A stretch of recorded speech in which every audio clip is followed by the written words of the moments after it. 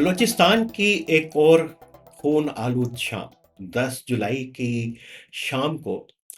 योगलोरा लाई highway के ऊपर नान Bloch settlers को बसों से उतारकर उनको गोलियों से भून दिया गया। ये कौन सा ग्रुप है और ये पख्तून डोमिनेटेड डिस्ट्रिक्ट्स के अंदर क्या कर रहा है?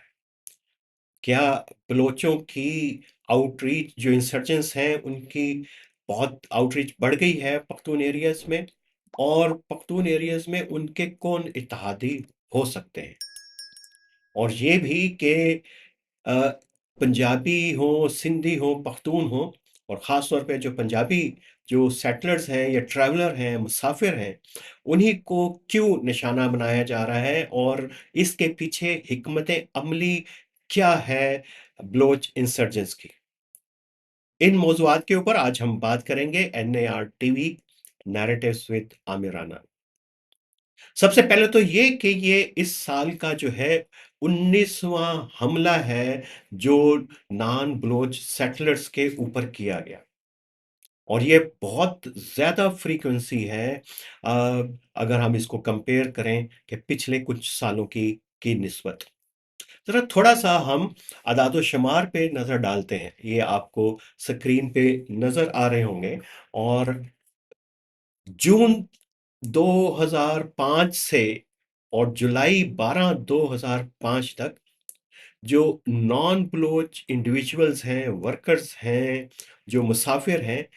उनके ऊपर 219 हमले हो चुके हैं, और उसमें 514 जो हैं हलाकतें, और उसमें ज़ख्मियों की तादाद 312 है। एक बहुत बड़ा, इससे आपको पता चलेगा कि ये जो बलोच इंसर्जेंट्स हैं, वो जब ये इंसर्जेंसी शुरू हुई, उस वक़्त से ही जो है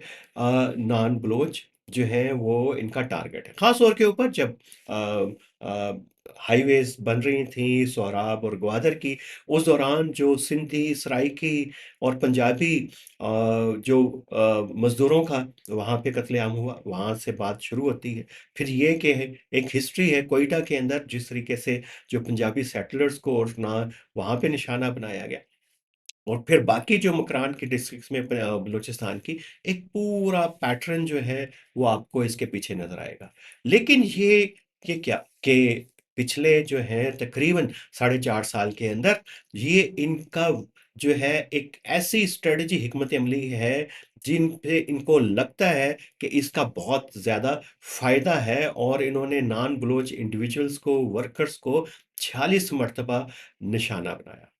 और उसमें ज़ाहिर है कि 154 जो हैं वो जाँ बहक हुए, 89 जो हैं उसके अंदर ज़ख्मी हुए। और ये बड़ा दिलचस्प, बल्कि मेरा ख़्याल है कि ये बहुत ही सीरियस मामला है कि इसको देखें कि 2001 में जो हैं 5 हमले हुए थे नॉन बलोच सेटलर्स के ऊपर, और उसमें 12 अफ़राद जो हैं जाँ बहक हुए थे। 2022 में बिल्कुल कम हो गया। इस ऐसे लग रहा था कि ये शायद जो है उनके ऊपर प्रेशर है बलोच इंसर्जेंट्स के ऊपर, और यही वो साल हैं जब इनकी तवज्जो ख़ास तौर के ऊपर जो है चाइनीज़ टारगेट्स के ऊपर थी। और आपको ये बताते चलें कि ये जो वेरिएशन आती है टारगेट के अंदर, तो उसमें जो दहशतगर्द ग्रुप हैं, जो इंसर्जेंट्स हैं, वो देख रहे होते हैं कि अगर एक टारगेट जो है वो ज़्यादा सिक्योर हो गया है, सिक्योरिटी फोर्सेस ने उसको ज़्यादा सिक्योर कर लिया है, उसको आसानी से हिट करना आसान नहीं रहा, तो वो दूसरे ऐसे टारगेट की तरफ जाता है, जिससे जो है वो रियासत का काउंटर इंसर्जेंस फोर्सेस का को ज़्यादा वो हर्ट होती हैं, और जिससे उनको एक गुस्सा आता है, तो वो अटैक्स, और ये हम देख रहे हैं कि 2023 में फिर 5 अटैक हुए, जिसमें 16 जहाँ बहक, और 2024 में बाकायदा जो है 15 अटैक हुए, और जिसमें 62 जो हैं जहाँ बहक हुए। और ये 2024 से हमें लग रहा है कि ये ट्रेंड बन गया, और 2025 अभी जुलाई है, और जुलाई तक जो है वो 19 हमले, जैसे मैंने आपको बताया कि वो हो चुके हुए हैं, और उसमें 62 जो हैं जाँ बहक हो चुके हैं। तो इस पस मंज़र को आप ज़हन में रखें कि किस तरीके से जो है वो इंसर्जेंट्स के टैक्टिक्स बढ़ रहे हैं और उनके हौसले बढ़ रहे हैं, और ये बात हम एक से ज़्यादा मर्तबा कह चुके हैं कि ये इंसर्जेंसी जो है अगले लेवल की इंसर्जेंसी है, और ख़ास तौर के ऊपर जब ये पंजाबी को टारगेट करते हैं, पंजाब से रहने वाले शहरियों को टारगेट करते हैं, तो उसका मतलब है कि इसको ये शनाख्त की और एक नस्ल की जंग करार देना चाहते हैं। और ये जो बीएलए जैसे ग्रुप हैं, ये इनकी ख़्वाहिश ये है कि इसको एक नस्ली रंग दिया जाए, उसमें उनको अपना नैरेटिव जो है बेचना जो है आसान हो जाता है कि ये देखें, ये हमारी नस्ल कुशी हो रही है, ये हमारा बलोचों का जेनोसाइड हो रहा है। ये एक ख़ास एक आर्गुमेंट नैरेटिव होता है जो इंसर्जेंट्स मूवमेंट्स जो हैं यूज़ करती हैं रियासतों के ख़िलाफ़, काउंटर इंसर्जेंट्स के ख़िलाफ़ ग्लोबली। और उसमें हुकूमतें जो वही कामयाब होती हैं इनके नैरेटिव को डिबंक करने में जो इसके जो फ़्रेम के अंदर नहीं आती, इस नैरेटिव के फ़्रेम के अंदर नहीं आती। वहाँ की मेजॉरिटी लोग जो हैं उसके फ़्रेम के अंदर नहीं आते। बल्कि जो वहाँ पे जो मेजॉरिटी है, जो पीस लवर्स हैं, जो अमन के साथ रहना चाहते हैं, अमन से कारोबार करना चाहते हैं, अमन से वो कम्यूट करना चाहते हैं पूरे पाकिस्तान में, उनकी मेजॉरिटी जो है, वो कभी भी इस तरह के नैरेटिव को एंडोर्स नहीं करती। लेकिन जब प्रोपेगेंडा बढ़ता है, तो यकीनन उनके जो सोचने के अंदाज़ के ऊपर ज़रूर उसका फ़र्क पड़ता है। तो एक तो ये बात कि स्टैटिस्टिकली ये बहुत एक खतरनाक रुझान डेवलप हो रहा है और दूसरा ये कि इस मर्तबा जो है बीएलएफ ने भी एक अपने नए हमलों का आगाज़ किया। ये हम आपको बता चुके हुए हैं कि जितनी ब्रास की जो तंजीमें हैं, उन्होंने बाकायदा बलूच लिबरेशन आर्मी जो है वो तश्कील दे दी हुई है और लेकिन ये कि अभी भी ये तंज़ीमें अलहदा-अलहदा जो हैं ऑपरेट भी करती हैं, कलेक्टिवली भी करती हैं। तो इसके पीछे हिकमत अमली ये है कि हर ऑर्गनाइज़ेशन क का एक अपना जो है एक सपोर्ट बेस है, एक उसकी आइडेंटिटी है, उसको भी ख़त्म ना किया जाए और कुछ इलाके जो हैं वो तक़सीम कर लिए जाएँ। और ये जो बलोच नेशनल लिबरेशन फ्रंट है अल्लाह नज़र जिसके सरबराह हैं उसने अभी पिछले दिनों जो है वो एक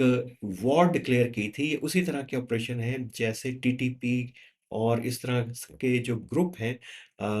आईएस के वो अपने जो है स्पेशल ऑपरेशन अनाउंस करते हैं, लॉन्च करते हैं। कभी अल-बदर के नाम से, कभी खुरासान के नाम से, कभी खंदक के नाम से। तो इन्होंने भी जो है एक बलोच लिबरेशन फ्रंट ने एक डिक्लेयर की है एक नई जो सुबह के नाम से बलोच नेशनल लिबरेशन वॉर और ये अभी 3 दिन पहले ही हुई और ये फिर योब और लोरेलाई के दरमियान जो है ये वाक़या पेश आया। ये शारा बड़ी इम्पोर्टेंट एक शारा है जो डेरा गाज़ी ख़ान को मिलाती है बलूचिस्तान के पख्तून अज़ला को और बलूचिस्तान के जो पख्तून अज़ला हैं, ये वो इलाके हैं कला योब से लेके कला सैफुल्ला तक और मुस्लिम बाग और हरनाई तक जहाँ पे बहुत ज़्यादा कानकुनी होती है, कोयला है और बहुत सारी मदनियात हैं जो इस हाईवे से जाता है और ये जो इंसर्जेंट्स हैं उसको ख़ास तौर पे टारगेट करते हैं और बार खान का आपको याद होगा और बार खान जो है उसके बिल्कुल पंजाब के डीजी खान के फोर्ट मंगरू के बॉर्डर की डिस्ट्रिक्ट्स हैं, वहाँ पे 2 वाक़यात हो चुके हैं, जहाँ पे बसों से जो है वो नॉन बलोच सेटलर्स को उतारा गया और उनको गोलियों से भून दिया गया। तो ये जो टैक्टिक है कि जो शाराएँ हैं, ये एक बड़ा इम्पोर्टेंट फैक्टर है और फिर हमें पता है कि कोयटा से कराची और ख़ास तौर के ऊपर फूलपुर के करीब भी और फिर ये कि मखदूम कलात के दरमियान बहुत सारे जहाँ पे सोराब का रास्ता है, वहाँ पे भी इस तरह के वाक़यात पेश आ रहे हैं कि दहशतगर्द आते हैं सड़कों के हाईवे के ऊपर, वो दनाते फिरते हैं। तो ये एक तो पैटर्न हमें चेंज होता हुआ नज़र आ रहा है, लेकिन बीएलएफ की जो हम बात कर रहे हैं, ऐसा लगता है कि ये जो बलोच तंज़ीमें हैं, उन्होंने अपने इलाके जो है तक़सीम कर लिए हैं। बार खान में जो हमलों की ज़िम्मेदारी कबूल की, वो बीएलए ने की और योब और लोरालाई के अंदर जो है वो की है बीएलएफ ने। ये वो इलाके हैं जो ट्रेडिशनली जहाँ पे बलूच पॉपुलेशन नहीं है बल्कि बलूचिस्तान के पख्तून इलाके हैं। तो ये एक बड़ा बहुत से हमारे लोगों को सुनने वालों को अचंभे की बात लगती है कि बलूच जो है उनकी आउटरीच पूरे बलूचिस्तान में फैल गई है। तो ये देखिए कि ये कि ये जो अज़ला है बलूचिस्तान के ख़ास तौर पे योग, यहाँ पे एक सेंटिमेंट नेशनलिस्ट सेंटिमेंट यहाँ पे भी है।